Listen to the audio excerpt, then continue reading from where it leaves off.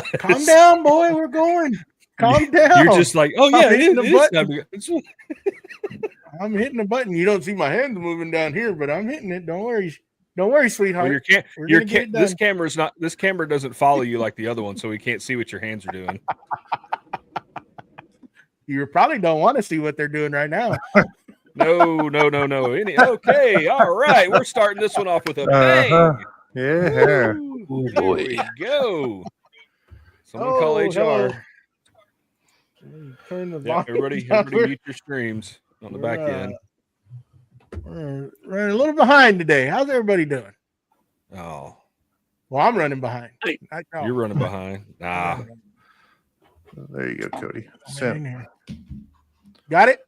Y'all ready? Yeah. Let's get it. Do this.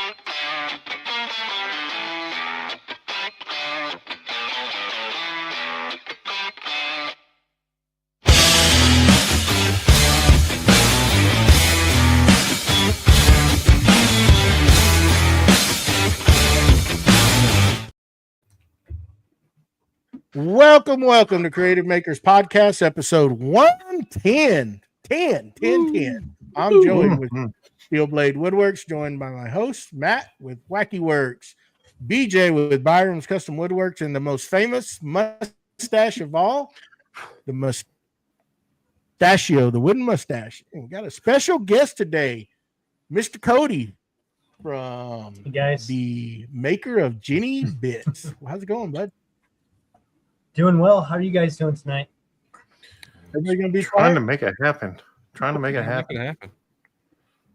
What's the weather like in y'all's areas? It's hot here in Texas, here in North Texas. It was 106 on the road today. It was not that hot up here. Ew. I was going to tell you it's episode 110, and I'm pretty sure it hit 110 in Phoenix today. So. Oh, you're in Phoenix. I bet it did. God. Yeah.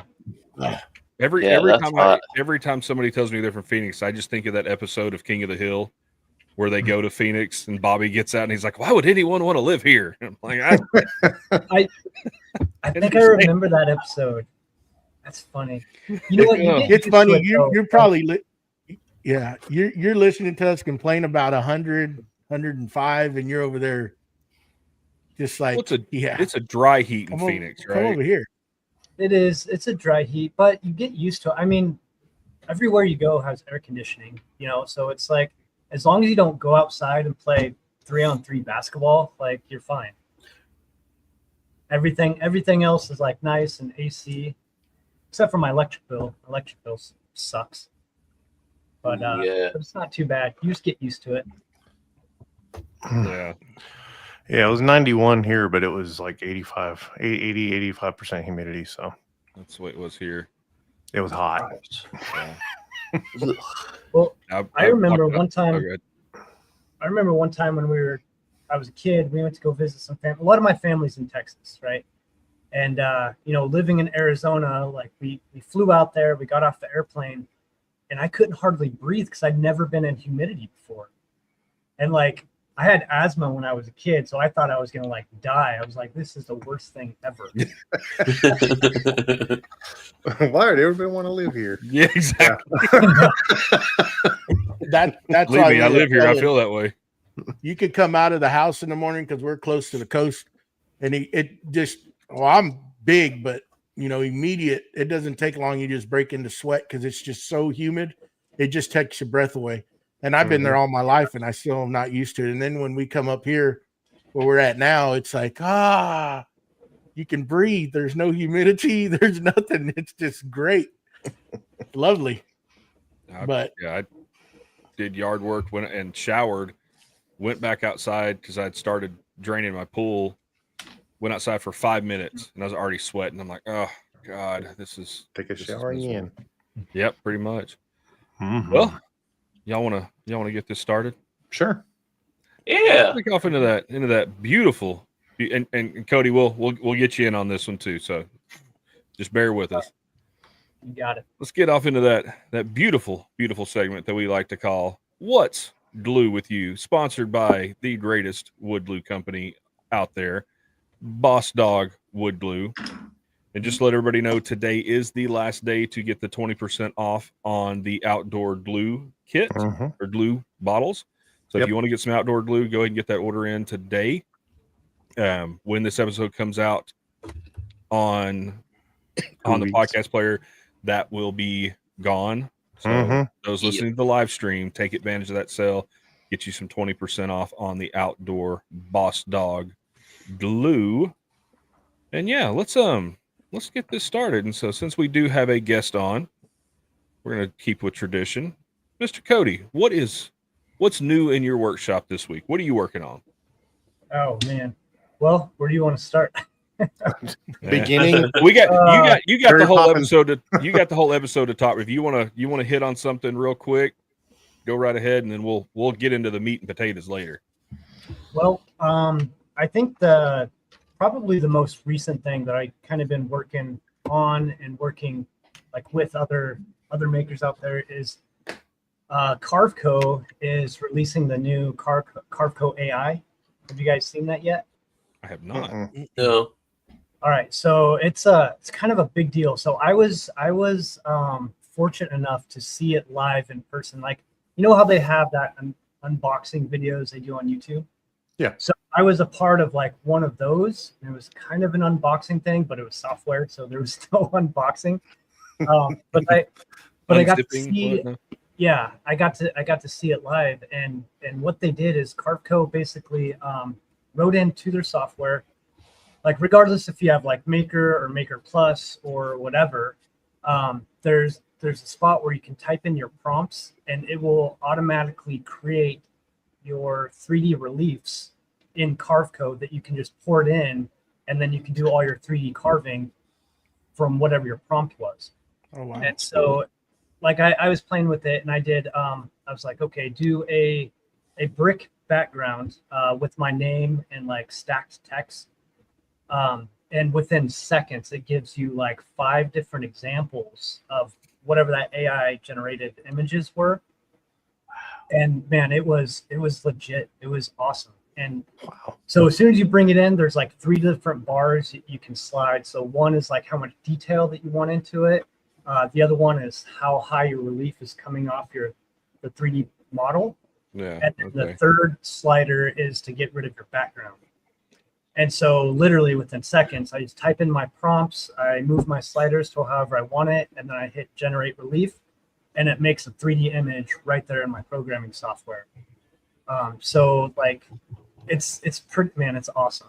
And I think they're launching it on the 1st of next month. Oh, cool. And so I've been working with them, and we've come up kind of with like a 3D like starter kit. So if you have Carveco and you want to start using the 3D relief maker module, whatever you want to call it, you can buy the starter set and you can basically machine any 3D image that you use with AI. So that's one thing that I've been working on with them. It's just a matter of like launching it and making it public and doing all that fun stuff. And making sure I have enough product like in inventory, like ready to go. Yeah. So I've been working on a lot of that stuff. Gosh, what else? So that one's a pretty big one. I'm really excited for that. And then I don't know if you guys know this or not, but I've been working a lot with Garrett from IDC Woodcraft. I've seen So some him of and it. Some of that, yeah. Yeah, so him and I, we partnered up, and he's selling the Jenny bits now on his website as well. But we've been working on like this top secret bit that nobody knows about. So I can't really go into details about it, but it's legit, man. There's nothing really like it on the market, and hopefully we'll be launching it the next like month or 2. Oh, nice. But I've been working towards like just getting ready for that. I think I'm up to like 2,500 tools that are already like made, like ready to go. So that's been keeping me pretty busy. And working with Garrett's been fantastic. Like I really like Garrett. He's awesome. So I got all that stuff going on. And then I guess lastly, I'm getting a new machine. So this machine, I'm trading it in. everything's pretty much done. So like all the financing, all the paperwork, the purchase order, like everything's done. Except for there's like one last document. They're like, oh, we need your landlord to sign this piece of paper. And like, if you get evicted from your shop, like they can't keep the machine type of thing. And Right. I'm like, guys, you didn't see this train coming like a month ago? We've been working on this forever. Like, why am I just learning about this now? I could have had all this information. Yeah. And so I sent that out, and I'm just waiting to get that back from the landlord. And I think once that's done, I just got to mail in a really big check, and then they'll ship it out. So it's looking like it might ship on the 2nd. But to help kind of save on shipping costs, because it's really expensive to ship that machine from Michigan, I told them just like, if there's another truck coming like to Arizona or California, I'd like to piggyback on with that truck to cut the shipping costs down. Yeah.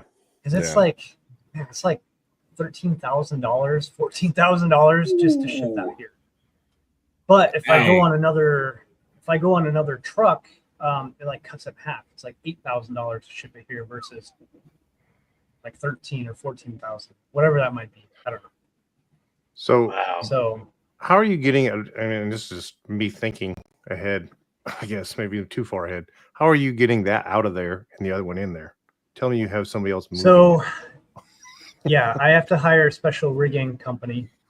So the riggers, they come out, and the nice thing is I'm going from an FX5 to an FX7. Mm-hmm. So it's the same footprint. So it's the same size, and all of the external stuff like the mist buster right there. I don't know if you can see it, but the chiller tank right here, the chiller in the back, like all of that hooks up to the new machine exactly like this one. Perfect. So Okay. there's some other things I have to disassemble from here, and then we got to get everything set up for rigging. So there's special brackets that hold the robot in place, and it like holds down the X, Y, and Z axis so it doesn't move during transit. And so once that's all buttoned up, riggers, they just come in here, they pick it up on a forklift, they drive it out of my shop, set it on the ground, grab the new machine, uncrate it, bring it in, and just drop it in the same exact spot.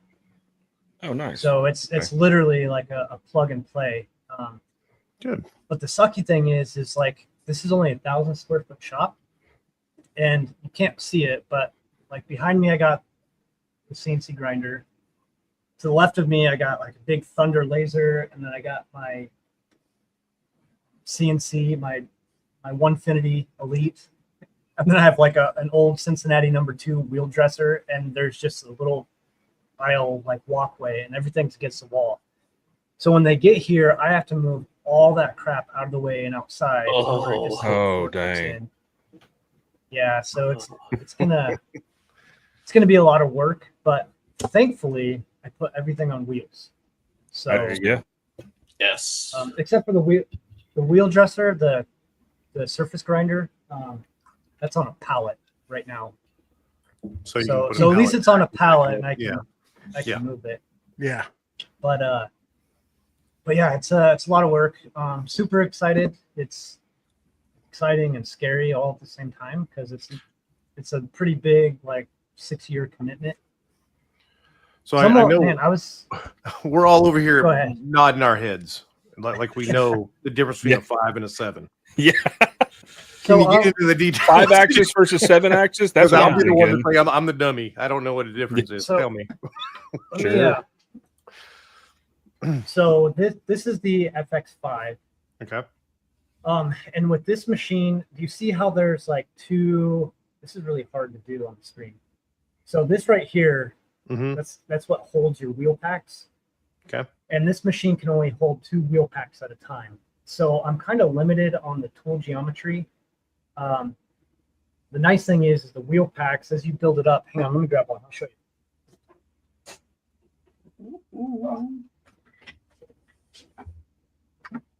So this is a wheel pack. You have different grinding wheels that go on the arbor, It's HSK tool holder arbor. And so you can put up to like 3 or 4 different grinding wheels on here, and they all have different angles on your wheels that create the different tool geometry, right? Okay. Well, this machine can hold 2 of these wheel packs, so I can put up to 6 different grinding wheels on there at a time, which is fine. I can make all of my tools with that setup, but I'm only limited to the 2 wheel packs. So going from the FX5 to the FX7, the FX7 holds 6 of these suckers versus 2. Oh, wow. Oh, okay. Fancy. So and what's really nice about it, so this machine inside that little door right there, that's where the robot is, and there's pallets. So like I program it, I put all the blanks in there, and then the robot will go and pick up the tool, put it in the chuck. It'll load the tool, grind the tool, measure the tool, and then put it in the done piles like a pick and place robot. Okay. Well, it holds that pallet, like the 1/4-inch Jenny bit. It holds 192 tools. Okay. Well, I didn't realize this until after I had the machine, but my grinding wheels will break down before it finishes a whole pallet. So I'm not able to really utilize the whole pallet because the wheels breaking down. I have to pull them out, I have to redress them, retouch them off, and then keep going. Yeah. Well, the nice thing about having 6 different wheel packs is I can say, okay, with wheel pack 1 and 2, I want you to make 150 tools. And then after you do 150 tools, put those 2 wheel packs away, grab wheel pack 3 and 4, and do another 150 tools. And then once that's done, go and grab 5 and 6, and then finish the rest of the pallet. So you're just swapping out pallets at that point. You're not swapping out wheels and everything. So I can do a longer production run and maintain better quality. So the machine, it measures every single tool that I make is 100% inspected, and it's all automated. And every time it measures a tool, it'll do an automatic wheel offset adjustment as the wheel starts breaking down. But that's just to hold like the OD. When I start machining the fluting that's inside your bits, you're using a fluting wheel like this one or this one here. Well, the machine doesn't really measure that. And as your radius breaks down, the geometry starts getting affected, and it can mess with your tools. Yep. So by being able to swap out the wheels like mid-flight, it'll allow me to run more tools at once and just have a better yield that just meets all of my internal quality requirements. Nice. So I'm pretty excited about it. I still gotta learn it. The robot is completely different. So this one, it's a pick and place robot. So it just goes in there, it picks up the tool, loads it, and then grabs the tool and puts it away.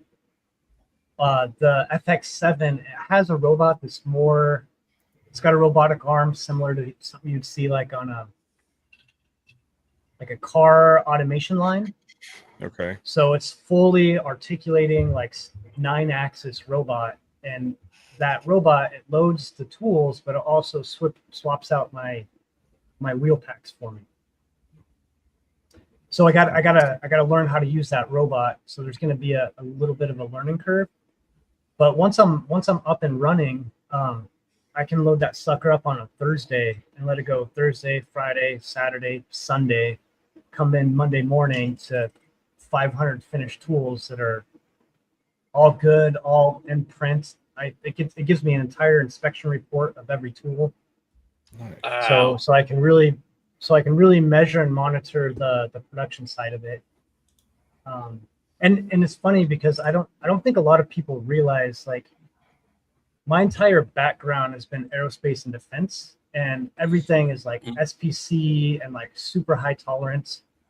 And I'm taking those same principles and putting them into like our woodworking tools, you know. And I think that's part of the reason why it really, like, the Jenny bits just stand out, and they just do so well. Oh yeah. And I think it's because of the process that I'm building, backed by the experience in manufacturing that I've had over the years. And then even like the material, you know, I'm using the same like grade and type of carbide for our woodworking tools that I use in the aerospace and defense industry. Hmm. So it's super high quality stuff. And I just don't think a lot of people like really like know that.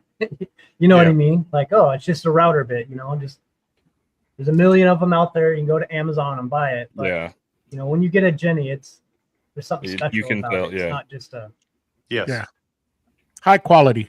So, high quality stuff. And do you monitor that? Like you're saying you're going to run it Friday to Monday or Friday to Sunday. I mean, you have cameras in there that you can, while you're not there? So I've got cameras. Something else I've been working on. Gosh, man, I have so many irons in the fire. So my shop mate, Scott, we've been friends for a really long time. He's actually one of my mentors. Him and his dad owned a company and they built machine tools. They used to build big CNC machines back in the day. They've since then sold the company, and he's always kept a shop for doing like R&D work. And I share this space with him. So he's really awesome dude to have in my back pocket. But we've been working on a camera that actually looks at the status light of the machine. So do you see that light right there? Yeah. Oh, Yep. Mm-hmm. I can take my finger. Yeah. White. Yeah. So we're using a camera and AI technology that it's 3D print a little case. It's got a magnet on it, and it just sits on top of the machine, and it watches the status light. And if the status light changes for whatever reason, it'll automatically send me a text message or an email or whatever. But the cool thing is that little camera that we're using, it can work with any status light. So if you have a laser that has a status light, you know, you can take that same camera and put it on your laser. And if for some reason you need to step out, if anything changes, like you'll get notified immediately. So it's something they can use on any machine that has a status light. But that's just for personal use. I mean, it might be something that's we can market one day and maybe share with the maker community. But as of right now, it's just kind of in the R&D phase. But it's pretty cool. It's pretty awesome. Yeah. Yeah, that is cool.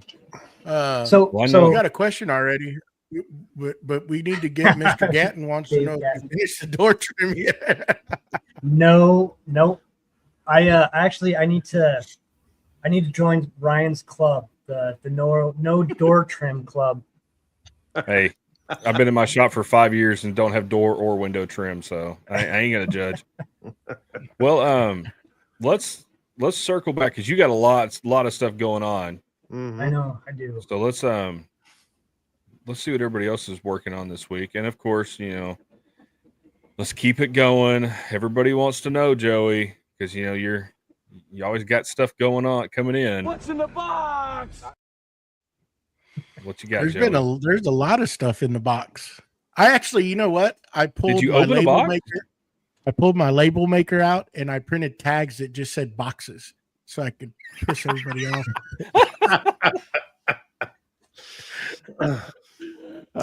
Great. I'm still working on that temporary wall that I put over the garage door, trying to, you know, just keeping going with the organization, trying to get stuff moved and put away after I added on to the office. My shop is still just stuff scattered, so I'm trying to just get everything back into order, and that's really what I've been working on. I got a couple of collaborations that are coming up that I need to get done, and that's about it. Just boring stuff, organizing. But you know, hopefully I'll get this hot weather. We got another week or two left, and it should start tapering off and get out of those 100-degree weather days and get moving a little more out there. Take advantage of that cold, and then you'll hear me complain that it's too cold to be out there. And then they want the things hung so they can have heat. Excuse me. Yeah, It's It's 60 out. I need a sweatshirt. Exactly. That's shorts and t-shirt weather, brother. Not for Joey. no, absolutely not. But yeah, that's about all I've got going on. Nothing has really changed. How about you, Mr. Wackerle? Been spending most of my whole weekend on the skid steer. grading it back out the backyard and getting logs moved that were a little older than what I needed to mill up. So I got rid of those. It was a little bit more than I thought it was going to be. To say the least, you always jump into it going, oh, this will just take a half a day. And 2 days later, you're finally getting close to done. And then I printed off, designed and print off a little caddy for Boss Dog glue, for the CA glue. And There so you go. kind of looks like that. Yeah. Pretty. Awesome. Yeah. So printed those off and designed and printed those off, and we discussed some different ways of printing that, and we'll see how they all work out. But I think they're TBD. printing pretty good. That's right. I think they're printing out pretty good. Besides that, I haven't been in the shop very much, but I can tell you that it's nice and cool in there because the wife was in there today, and she was casting some resin today. So it was like 68 degrees as it always is. He That's just the way I got like to it. keep on going. He just got to just You could do the same thing, Joey. You could do the same thing. Just open the box. Be a lot cooler if you did. Oh, literally. But unintended. Exactly. I'm But that's so all I got going on. Just trying to get things organized when I am in the shop, but been on the skid steer all weekend, so wasn't able to do that. Sometimes you got to take care of the stuff outside the shop so you can do stuff inside the shop. What about you there, Mustachio? What's glue with you? Well, let's see, what is glue with me? I learned the scanning software for my 3D scanner a little bit better. I was trying to work on that 4-in-1 Milwaukee holder, and I decided to add the scanner. I wanted to try to get that a little bit further so I could get both sides of the drill. I figured out how to like mesh both objects together. The automatic way didn't work, but there's a manual way where you can like set, I think, a minimum of 3 points and it will line those up together. That worked flawless. And I was able to kind of clean up all the stuff around the drill and stuff. Printed a few things, picked up a few things in the shop. I think I gotta get the lathe on Facebook Marketplace and get that out the door. I was gonna try to donate it, but it's so old. I don't think any school would even want that. So just put it on Facebook Marketplace and see where that goes. Did you get rid of your Bosch stuff? No, I decided I am going to just bundle all that together and do a eBay listing. And Oh, okay. just toss might it have all a in better the chance box. if you had the scroll saw in there with it. Yeah, that's what I'm thinking. Somebody that doesn't know any better would probably buy it. Mhm. That scroll saw was expensive, Joey. Not selling the scroll saw yet. We can't tell you how bad the mistake was. We just tell you that it's a mistake. Guys. Don't listen to him, Mustache. Scroll saw is an integral part of every shop, whether it's being used as its general purpose or as a doorstop. It's still a good tool. I even have one. See, Do you Don't admit use that. Don't admit Use that. I don't use it. it? Well, to be fair, I bought mine at a yard sale for like $20, and it was like a brand new Ryobi scroll saw. And at that time, I was doing a bunch of like whiskey barrel wood, like ice cube trays. Yeah. And that's what I used it for. I'd cut all those suckers apart and made my son do it in the garage. It was awesome. See, in fairness, $20 is the same amount that you'd pay for a doorstop. So it's worth it. Yeah, I'm not letting that scroll saw go for $20.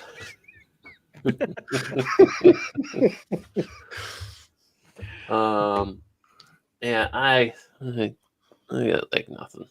So, what is glue with you, BJ? Well, I got the, of course, focus. I got the Rock Steady 3D station up and running.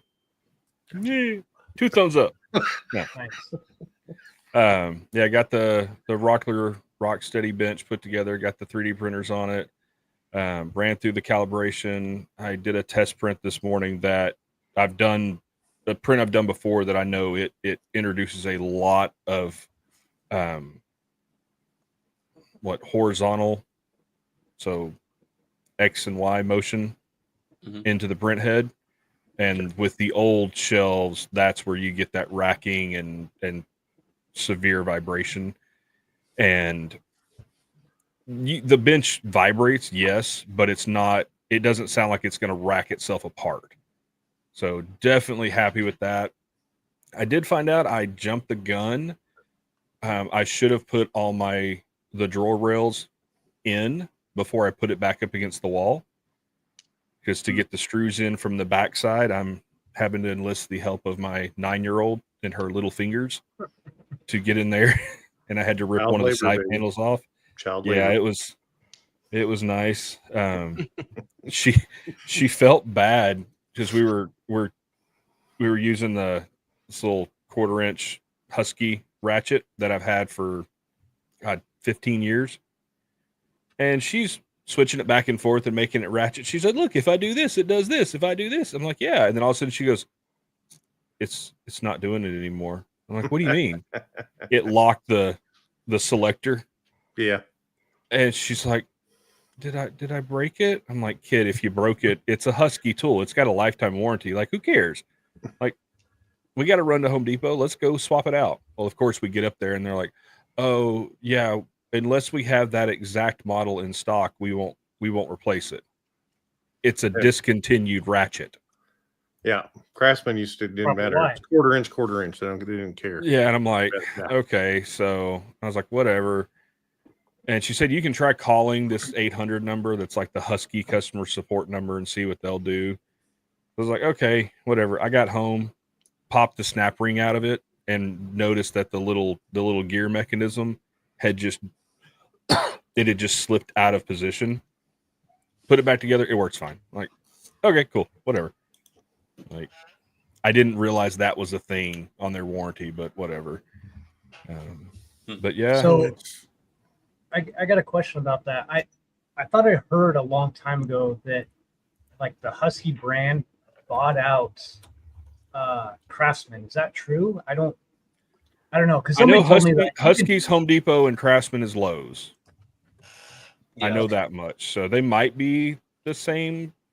They're probably owned by the same parent company. So who knows? But I mean, I've had tools warranted by them. No issues, and it wasn't the same model. But I guess they changed their policy. Either that or the customer service rep at the store just didn't want to help me.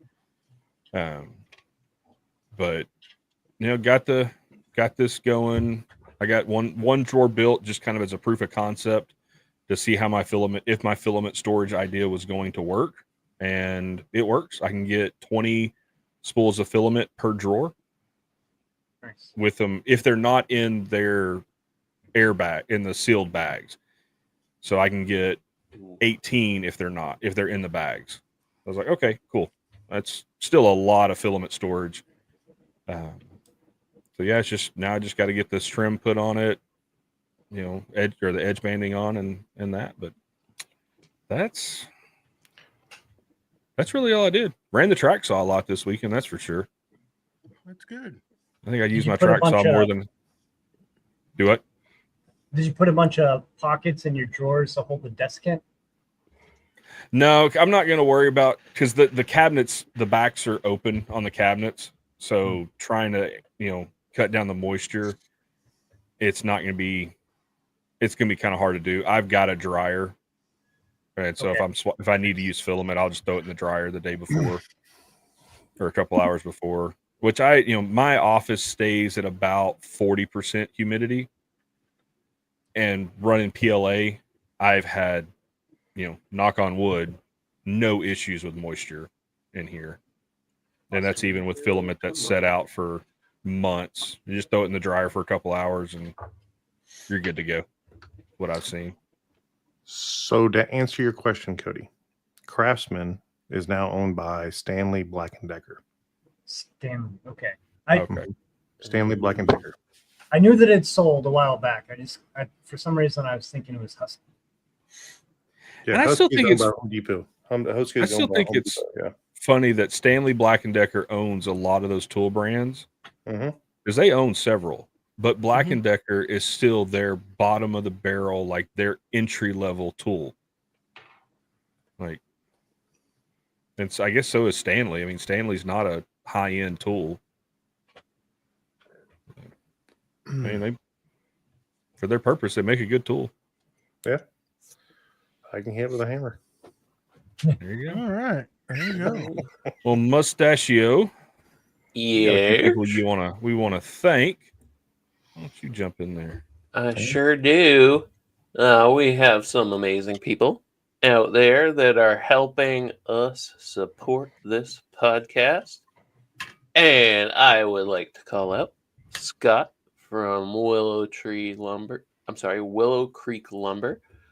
Don from What's Next Woodworking, Victor from Whim Designs, Tyler from Forge 3D, and Steve from Steve I Designs. We thank you guys so much for your support. And if you would like to help us out, you can go over to patreon.com/Creative Makers Podcast and choose your tier. And we thank you in advance. There you go. All right. Yeah. We are still. Do you want to go over the giveaway or the contest? Sure. Yeah, go ahead. And Yeah. So, and we are still doing the creative makers build off through October 31st using Boss Dog glue. So you have to use a product from Boss Dog glue. Tag us. Put us as a collaborator. Yeah. Yes. On Instagram. Mhm. So get those projects in, build something awesome. We will be judging them in November, and the winner will get an awesome little care package from Boss Dog. That's right. So, all right, And maybe something that we might throw in too. maybe Maybe. We'll see. There'll be some stuff added. I guarantee you. it's gonna be worth it. Build something cool and tag us. If you win, you're gonna be happy. Yeah. Never know. Never know what could be in there. Yeah. An An unopened box from Joey's shop. You never know. Yeah. Or just I mean, the content, you could win the chance to make him open a box. You never know. Oh yeah. No. No. I keep trying to throw that out as a I'll give away stuff, prize. but I'm not giving away opening the box. Every time I try to give that out as a prize, Joey shuts me down. Okay. All right. So we'll get into it. So Cody, we've heard a lot from you already, but Yeah. I know there's got to be a lot Yeah. more information coming out of there. I see you're active all over the social medias. So give us some. Is there anything new or something you want to let everybody know what's coming out? Well, with that new machine coming, I kind of put a little bit of a hold on things just because I know that there's kind of going to be some downtime. So in the meantime, I'm trying to build up stock of everything else, but I've developed a couple new tools that I just haven't released yet. The one I was telling you about with Garrett, that one's going to be a big deal, but I can't really talk about that one for a couple months because it's going to be his baby. It's an IDC Woodcraft branded bit, but I'm making it for him, and it's not going to be any secret. It's going to be made by the Jenny Vet guy. So we got that going on. I got like 1/8" O-flute bits that I've developed that I'm going to be hopefully releasing soon. Like I said, they're already done and just sitting on the shelf. It's just a matter of getting ready to launch it. I have recently launched. Did you guys see those drill mills that I Yes. launched by any chance? Yep. So those suckers are awesome, because it's basically, so a lot of guys who do like cribbage boards, it's a carbide end mill that you can use for drilling, side milling. You can use it for like engraving, and Okay. yeah, there's just like 4 different ways you can use that tool. So it's super nice. So you can literally go in there, plunge, drill your hole to depth, all like no peck drilling. You know, come out. If you need to chamfer that hole for any reason, you could chamfer it, and then you can cut all your lines and engrave. And then if you needed to, side mill with it. So those were pretty awesome. I made those in 1/8 inch and 1/4 inch. I just made another like 150 of them. I sent them out to Cody. Should get them back tomorrow, I think. But between like just doing the family stuff and the new machine coming in and everything else, I just been trying to just maintain. So, oh yeah, a lot of fun stuff. Did you have a date for the new machine yet, or? Well, so it can ship as soon as the 2nd. But I'm probably gonna wait and piggyback with another machine. Just help save on shipping costs. Yeah, So just kind of waiting. it could be. For that. Yep, it could ship on the 2nd, but it could be 3 weeks from then. Anka, they want to ship it ASAP because they don't get paid until it's on my shop floor. So they're really pushing to ship it as soon as possible, which understandable. But I'm like, guys, I'd rather wait. You know, if we can wait a week and have me piggyback with another machine, that's what I'd prefer. So what is it? Oh, go ahead. Sorry. No, go for it. What's the turnaround time like once that new machine hits your shop to switch them out? Is that done within a day, or does it take you a week to get everything? No, it's probably 2 days. I'll spend a day taking out. So I gotta like take out the headstock on that sucker. So it's called a PCA collet adapter, and that's what holds all my collets. So I have to disassemble all of that, pull it all out. And then once a new machine gets here, really it's just kind of a plug and play and just setting everything up and make sure it's running right. So we'll probably spend a day just assembling everything. The next day, just testing everything, making sure it's running right. And then I'll probably have about a week of training on it. So they'll send out an applications guy on a Monday. He'll be here Tuesday, Wednesday, Thursday, and then probably leave on a Friday. And that's where I'll just spend all my one-on-one time with him, you know, make sure that my processes are dialed in and working like I want them to. So, nice. So from the perspective of like having it up and running, maybe 2 days, having it up and running like I really want it to, maybe a week and a half, depending on the training. The nice thing is like all of my legacy programs, I just take my old programs off of that machine and just put it in the new machine, and I'm good to go. Yeah. Oh, so you're not having to design all new profiles and everything for the new machine? Nope. I can use all my legacy programs. It's just taking those programs and then adding the different features for like the new robotic arm that's in there. Mm-hmm. But a lot of that is kind of like subroutines. It's already built into the controller. I just have to say, okay, I want you to, you know, use these 2 wheel packs for 100 tools, and then put those away, grab 2 new wheel packs, and then use those. So really, it's just kind of getting that set up. And then I think the other thing too is there's a feature. It's called white sticking. So if you guys use the belt sander a lot, and your belt sander starts getting loaded up, Yeah, and you take like wax to it, and it opens up the cutting face of your sandpaper. Right. Mm-hmm. So it's a very similar process, but for diamond wheels. And so Okay. it's called white sticking. And there's an automatic white sticking feature that I need to program into the machine, and it'll automatically come in there and it'll like clean the wheels mid-flight during production. So it might do it like every 20 tools or 50 tools or whatever I determine that amount to be. But it really kind of depends on the tool, and it depends on how heavy of a grind. You know, for example, this is a custom tool that I'm making for a machine shop. See it? Yeah. So this is a jig reamer on a 5/8 chunk of carbide. And so there's a lot of grinding that needs to be done on that sucker. So you'd probably have to white stick those wheels more than an 1/8 tool. Yeah. So really it's just kind of a use case and build it out as you go. So I hope that answers your question. It's yeah, up and running in a couple days, and then up and running like I want to in probably, let's say, week and a half, 2 weeks. Well, I mean, at least it's, you know, it's a similar machine and it's not going to take you long. You already kind of know the gist of it. It's just getting used to the other features. So you're back and up and running in production mode again and producing product, I guess you could say. But it seems like you've been stocking up to hold you out while you're in the downtime, I guess.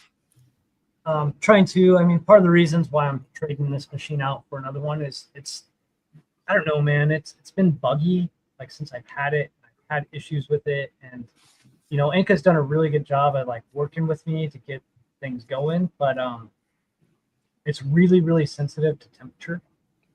You know, my tolerances are so tight that because of thermal expansion and contraction, it'll actually affect the grinds of my tools.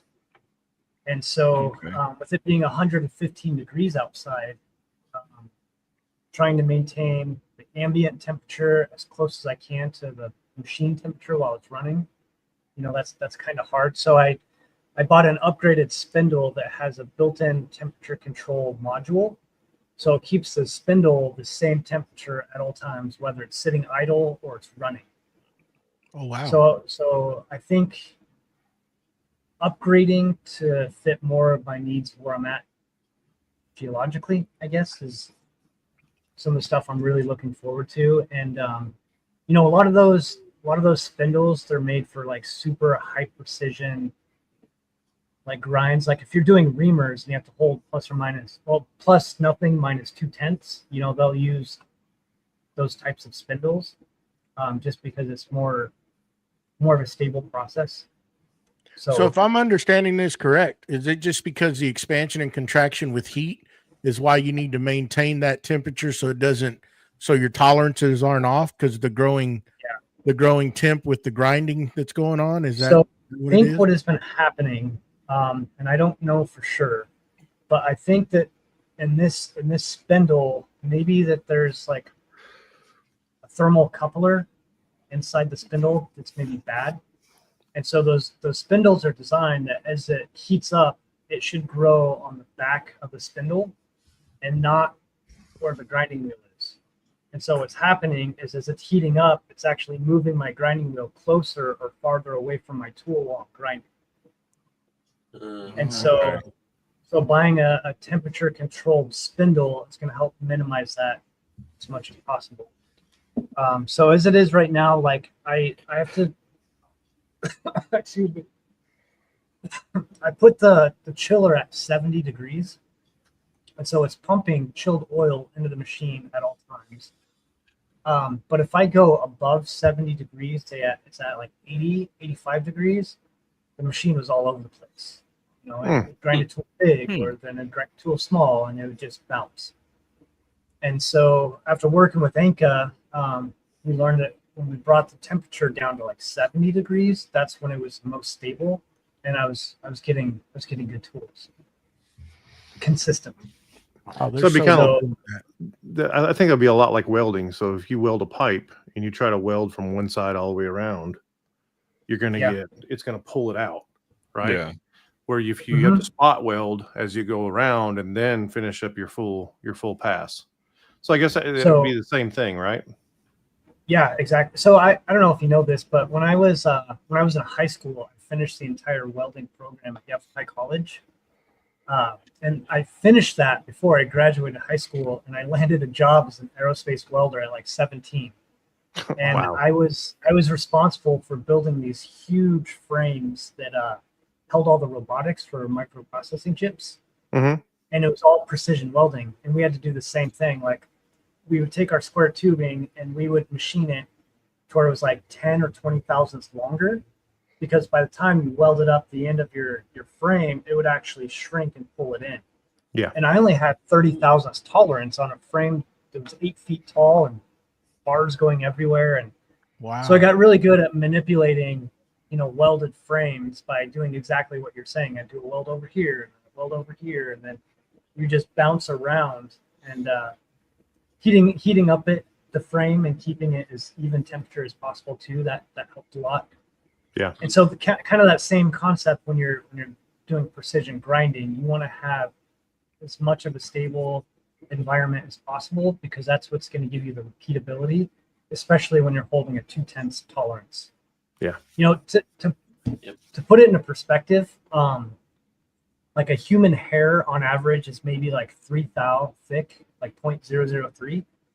So take that human hair and cut it into 3 even slices. Now you're in 1 thou increments, 0.001.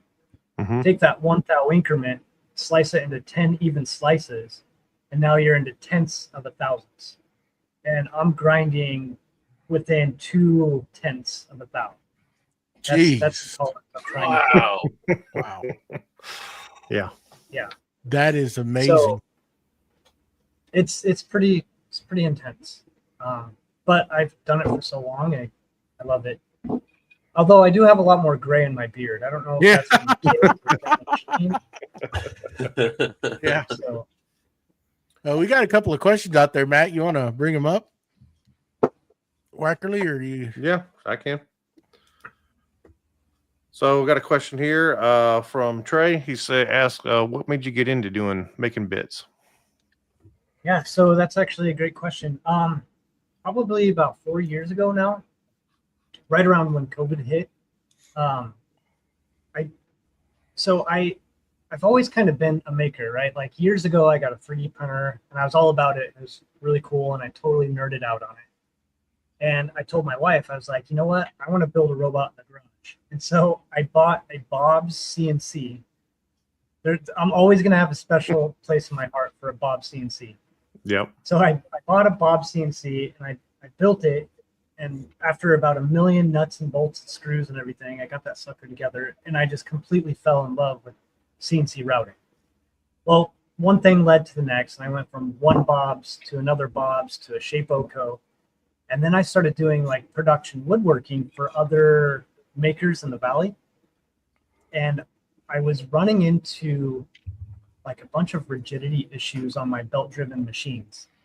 Yeah. And what was available to me, like I hate sanding with passion. And so I wanted to start using compression routers. But the problem I was running into is the upcut portion on a compression router was about 200 thou. So you had to take like a 1/4 inch depth of cut, depth per pass, in order to get the benefits of the compression router. And my belt-driven machine couldn't do it, and aged whiskey barrel wood. Like it just couldn't do it. And so at that time, I was working as a quality engineer at a shop, and we had big 5-axis CNC machines and 4-axis machines, and we had to design a lot of our own custom tooling for the stuff that we were making. A lot of the stuff I was doing, I worked with Northrop Grumman, and we were making weapon systems for our military. So we were making like bolts for 30 millimeter machine guns and 50 millimeter cannons, and so it took a lot of special custom tooling. Yeah. And so I was doing all that, and I kind of got exposed to custom tool design from that perspective, my professional career side. And so then I was like, you know what? I'm just going to start making some tools to manage the rigidity problems I'm having in my garage of my little hobby grade CNC machine. So I started designing compression routers with a really short upcut. And that's what started this whole thing was that compression router. And I went through probably 4 or 5 different design iterations before I landed with what we know now as the Jenny bit. Right. And then I shared it on Facebook, just like, hey, this is the project I was working on. I did all of it to manage the rigidity problems. And I was talking to a lot of other people in the maker community, and, just getting feedback from them and talking to other people. It just helped kind of the design process. So really this whole thing, I feel like it's been a grassroots with the maker community for that, because of the relationships I've had with other makers and just kind of getting that feedback. And so I designed the first Jenny bit, and then I shared it with the maker community, and it turned into all of this. And so now I do this full time.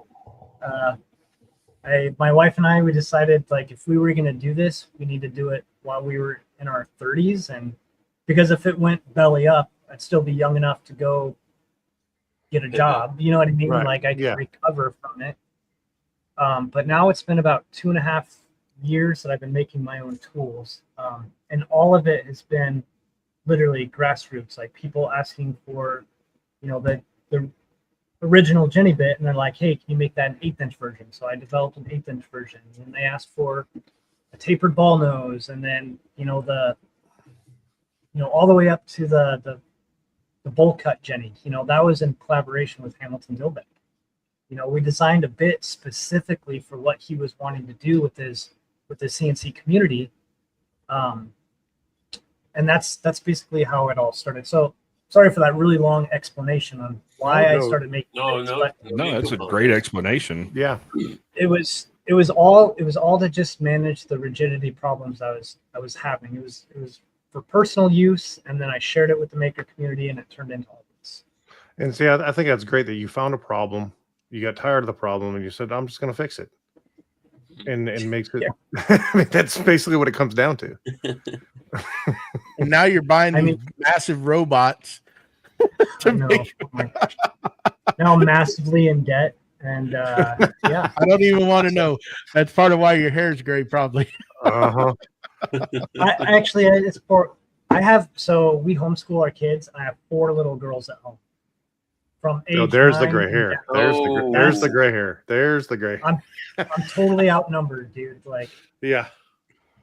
No, Seed always they're stays awesome. up. Yep, I get it. Seed always stays up. I feel sorry. I got 3 with mama, and 3 girls, 2 boys, and I feel you. You know what, dude? I just embrace it. I'm a total girl dad. Like, I'll have to sit down and braid Barbie's hairs with them, and like it's nice. It's a lot of fun. So Mr. Gatton's got a question. You got it? Bring it up. Yeah, I'll get it. You sure? Yeah. Fingers right working? There you go. There you go. Who makes Garrett's other bits? I don't know. So that's a great answer. I've just never asked him. I kind of don't want to know. You know what I mean? So I've been lucky enough to kind of partner with him, and now I'm making some tools for him, but everything he sells except for the Jenny bits, it's being made elsewhere. So I'm not sure where he's getting them. I don't know. Maybe with this new machine, I'll be able to make more of his tools for him. But as of right now, the new secret bits that we've been working on, I think that's going to be kind of a big deal, because I'm up to 8 different tool iterations right now. So when we launch, I think it'd be a lot of grinding for my machine. So especially having 8 different tools. Yeah. So do you want to continue selling, or would you like to get all your bits in a store and just manufacture to fulfill? I mean, what's your, I mean, I know it's changed since we last talked to you. I'm just, go ahead. I mean, I have my e-commerce side on my website where people can buy from me directly. Mm-hmm. I personally like that better because of the interaction. If somebody buys a Jenny bit from another store and they have questions about feeds and speeds or whatever, they might ask somebody from that store that they bought it from, and who knows, they might be giving them bad information. And so I feel like me selling it kind of gives me a little bit more control over that. So I'm kind of really picky on who I do business with. So Garrett, I work so closely with him. Like, he gets all of his feeds and speeds from me, and he puts it on his app. And with him being so active in the maker community and me being active in the maker community, a lot of my customers are his customers and vice versa. So I haven't really ran into an issue there. There are some stores here locally, like Woodworker Source. You know, Jenny bits are in their store and they're selling them. And if they have questions or run into something, they just tell them to reach out to me. So that hasn't really been too much of an issue. But if I go like on a large scale and say I start just mass producing all these tools and distributing them out to other stores, one, I don't think I have the infrastructure for that right now.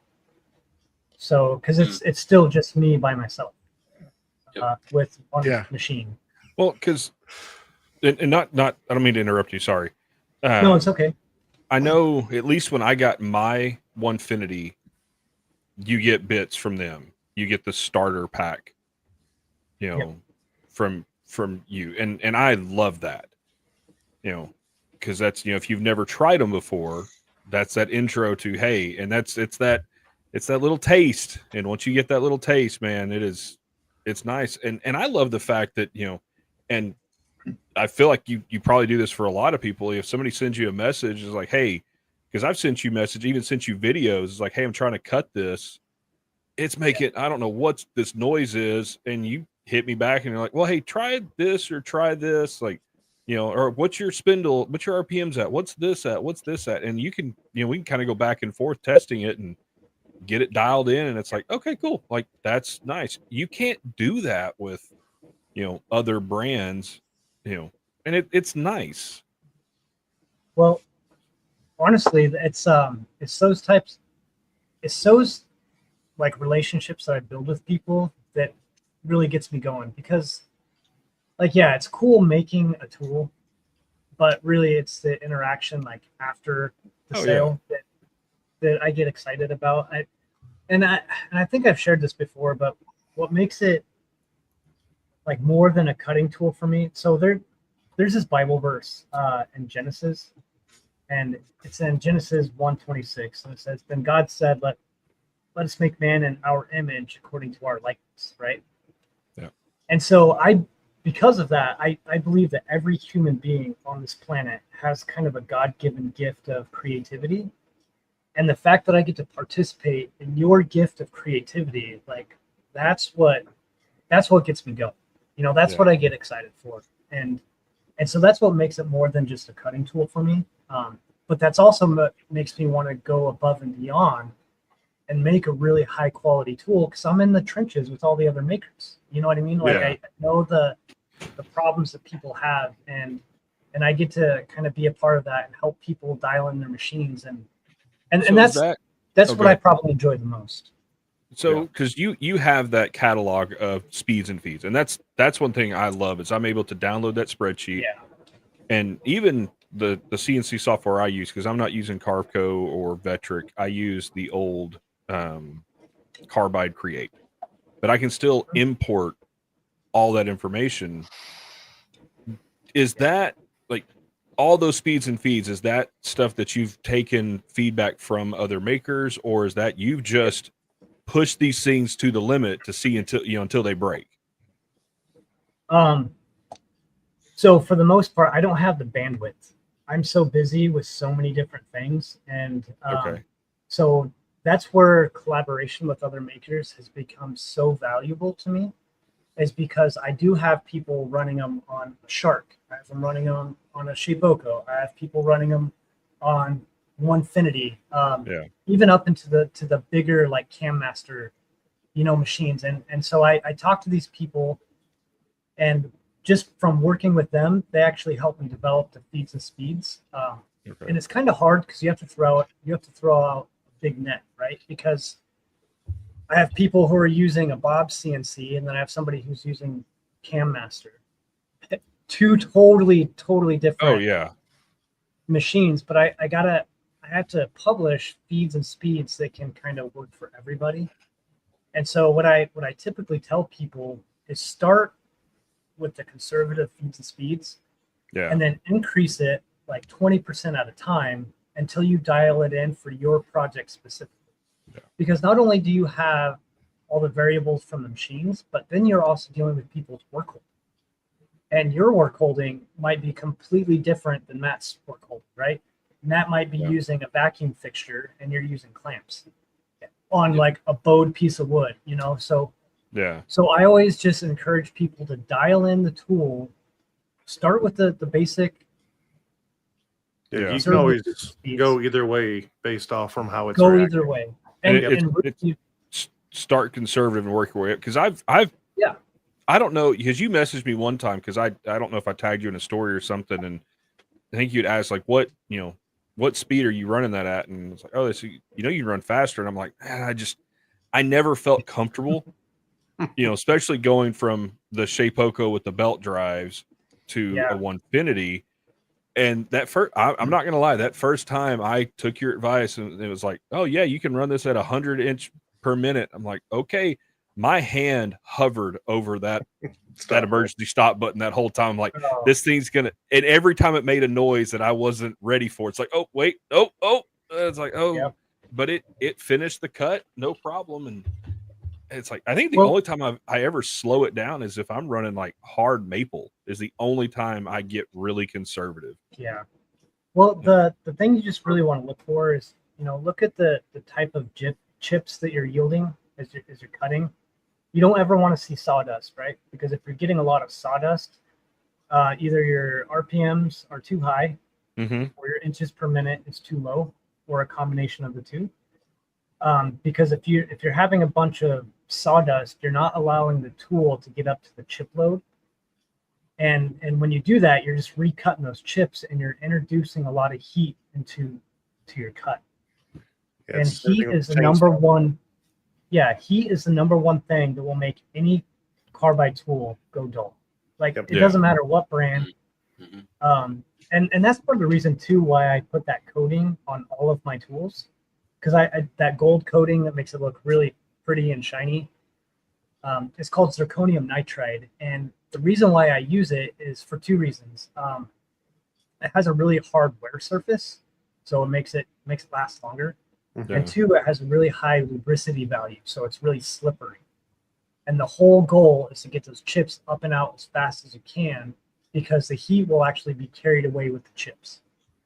And so if you're going really slow and you're making sawdust, you're not allowing the chips to evacuate like it's supposed to, and you can prematurely burn up your bit. Yep. So, and here's something else that's really interesting, and I did not know this until I started making tools. So I started talking to a lot of these carbide manufacturing companies, and if you're cutting a lot of MDF, and again, this is just something that they told me. I don't know if it's 100% true, but I still think it's good advice. But they told me that the chemicals that they use in the manufacturing process for making MDF actually attacks the carbide on a molecular level. Really? And so not only is MDF like abrasive and it can burn up your tools, but it's also making your tools wear out prematurely, like on a molecular level. I guess it attacks the cobalt that's inside the carbide. I have heard that shops that run it a lot, they do go through table saw blades and saw blades faster. Yes. With MDF. Interesting. So if you can, always use a coated tool whenever you're cutting MDF, because it'll increase the life of your tools by like 3 times versus a tool that's uncoated. And the same can be true for your table saws also. So if you can buy a table saw that has some type of coating when you're running a lot of MDF, it'll make a world of difference on the longevity of the tool life. I mean, I try to avoid MDF like the plague, just because it's hard on filters and everything else. It just goes every once, I mean, you have some, I mean, sometimes it's one of those necessary evils in the woodworking world. You kind of, every once in a while you got to use it. Yep. So it works great on my laser. Like I love cutting thin MDF on my laser because it lasers nice, it cuts nice. But other than that, I try to avoid it like the plague. Oh yeah. I don't know when the last time I've used it, to be honest. I don't like using it at all if I don't have to. I won't even use it for like prototypes and stuff anymore. I just use plywood. Yeah. I use it for signs. That's about it, just because once you have your paint process dialed in, it paints absolutely beautifully. Oh yeah, that flat surface on Yeah. MDF to paint on. Oh, it's perfect. Yeah, that's if I'm making a painted sign, MDF is what I use, but it just sucks for everything else. Yeah, spool So board what is about the only thing I use it for. It's a spool board. Yeah. So spoil. The other thing. So and again, I'm just weird like this, but every time I would develop a process, even on my CNC router, I try to make fixtures that are repeatable and scalable, right? And so I would make fixtures on its own MDF, like 2 foot by 2 foot or whatever size my project is. Yeah. Like I was making a bunch of 1911 grips, right? And on my fixture, I was able to make like 5 different sets all at the same time. And the nice thing about that is I would cut the MDF at the same time I would make all my nesting fixtures. So when I was using it, I could throw that fixture on my Onefinity, and as long as I indicate the fixture like square with the gantry, I could take that fixture off and put it on another machine and just clamp it down. And it was great because the MDF is flat, it's stable, Yeah. and everything was good to itself. So I would just make my XYZ0, like the bottom left-hand corner of my fixture, but it was nice because it became interchangeable. So now I could, regardless of the machine I'm using, I just pull that MDF. It was like a spoil board on top of a spoil board, essentially. Okay. And I could probably show you if you really want to see it. I think it's somewhere over there, but yeah, I make fixtures for everything, and it's just, again, I'm weird like that. I think it's just because I've been in manufacturing my entire adult life. I remember seeing the first time I met you, you showed us your, you popped on a live we were having, and you showed us your setup in your laser, I believe, right? Where you were doing custom grips, I believe. And you had that jig set up in there. And I was just so amazed on how you had everything it was just so lined up and set up in there. I was like, wow, that's insane.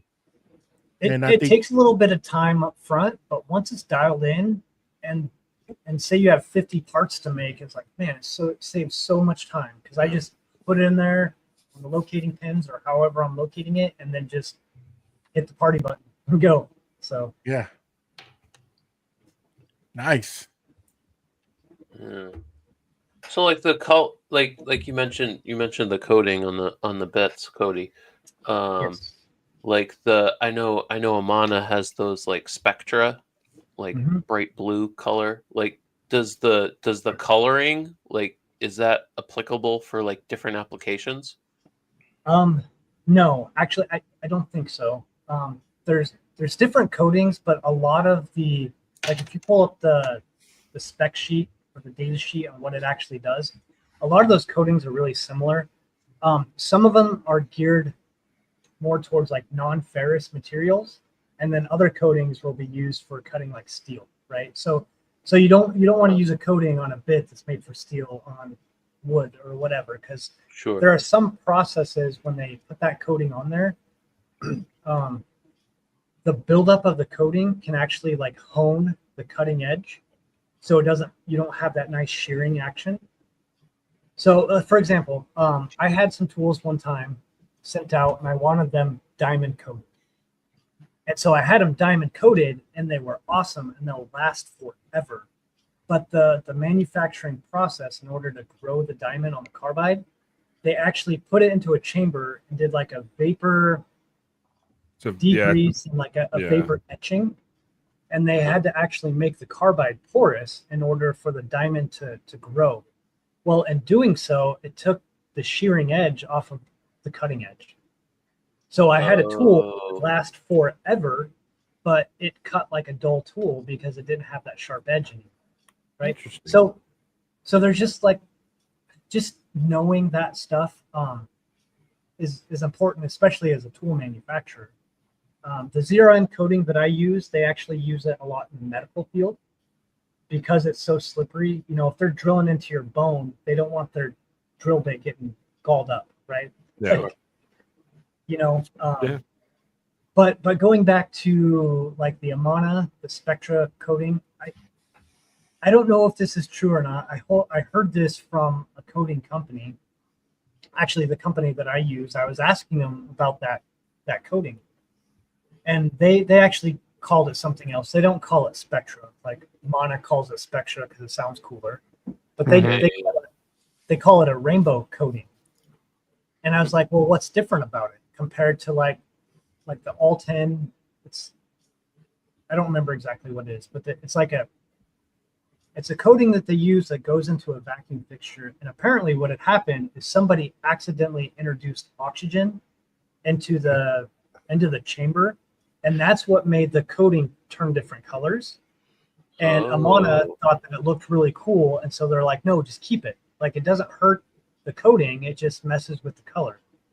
So the color really doesn't do anything for the tool. It just looks good, and they can call it a cool name. Yeah. And upcharge you for that color. That coating, yeah.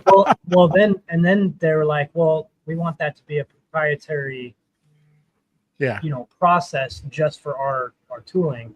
Yeah. But like the coating guys, they're like, it's super simple. All we have to do is just do the process wrong, and we get the same result they do. Like, but now we got to remember how we did it wrong. So I got to remember how you screwed it up. Yeah. What a happy but little it accident. But it doesn't affect the coating. Like, the quality of the coating is still there. And Right. so if you're buying an Amana bit and you're cutting MDF, yeah, definitely get the Spectra coated, because it's gonna work much better. So I was looking at the list. I see that you're going to be at Texas Woodworking Festival. Is that correct? No, I'm not No? gonna. I thought I saw been to, Cadence in there. Maybe not.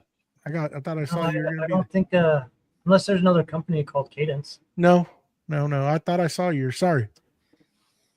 Joey, well, you're it's not actually going to be there anyways. So What's that? I thought you weren't going to be there anyways. No. Yeah, I told you I was going to go. Yeah, he's going to be there one day at least. Yeah.